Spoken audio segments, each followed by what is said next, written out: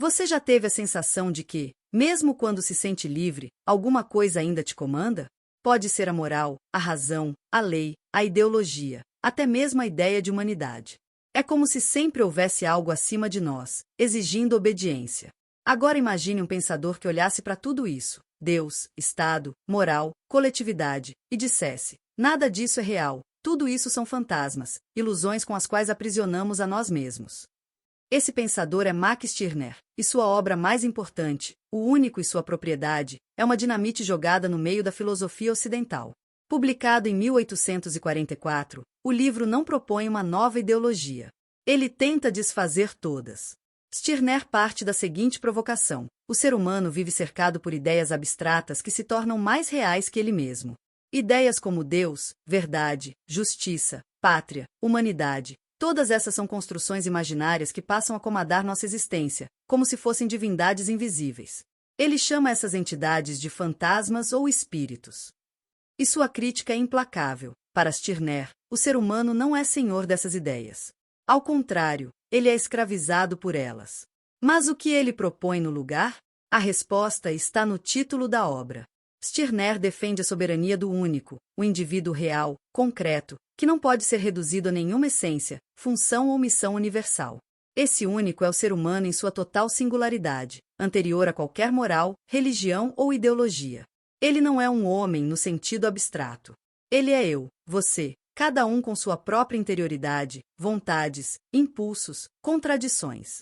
O único não tem essência. Ele é pura presença, puro acontecer. E tudo que existe no mundo só tem valor para ele na medida em que pode ser apropriado, daí a ideia de propriedade. E aqui está o ponto mais radical. Stirner diz que tudo, inclusive os valores mais nobres, são criações humanas que acabaram se voltando contra os próprios criadores. O Estado, por exemplo, é apenas uma convenção social. Mas quando ele passa a se apresentar como sagrado, inviolável, com autoridade sobre o indivíduo, ele se torna um espectro. O mesmo vale para a moral. Quando aceitamos que existe uma ética universal, estamos nos submetendo a um tribunal invisível. Mesmo a revolução, que deveria libertar, pode se transformar em um novo dogma, exigindo sacrifício em nome do futuro.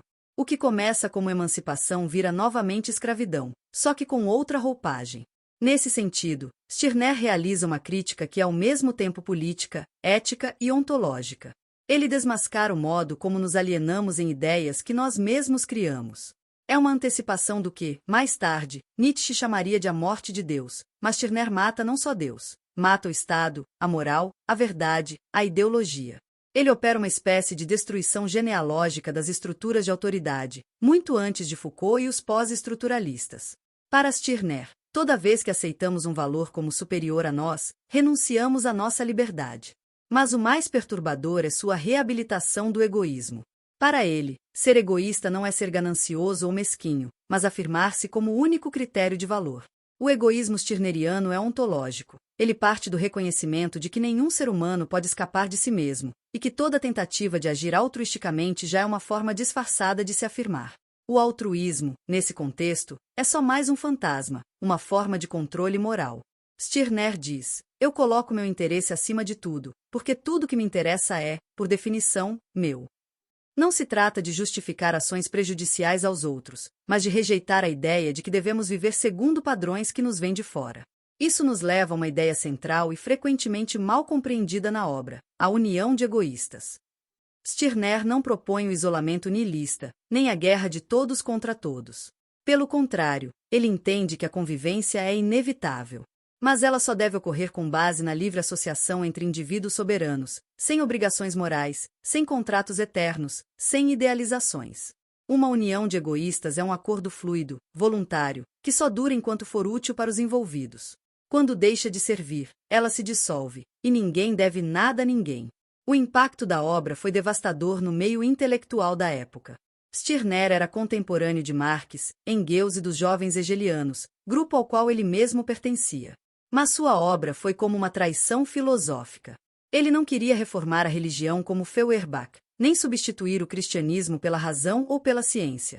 Ele queria abolir toda forma de absolutismo, inclusive o da razão. Por isso, Marx dedicou uma enorme parte de a ideologia alemã a criticá-lo, mesmo sem citar diretamente o nome da obra. Para Marx, Stirner representava o idealismo pequeno-burguês levado ao paroxismo, um individualismo tão radical que se tornava politicamente inútil.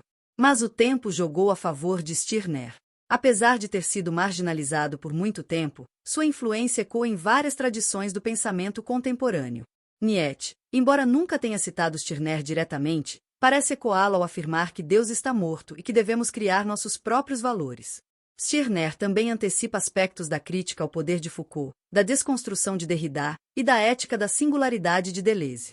No campo político, sua marca é visível no anarquismo individualista, no libertarianismo radical e até na cultura hacker, que valoriza a autonomia total e a recusa de autoridade centralizada. Max Stirner não oferece consolo. Ele não quer convencer, doutrinar ou ensinar uma nova verdade. Sua filosofia é uma espécie de ácido corrosivo. Ela dissolve as estruturas mentais com as quais organizamos o mundo.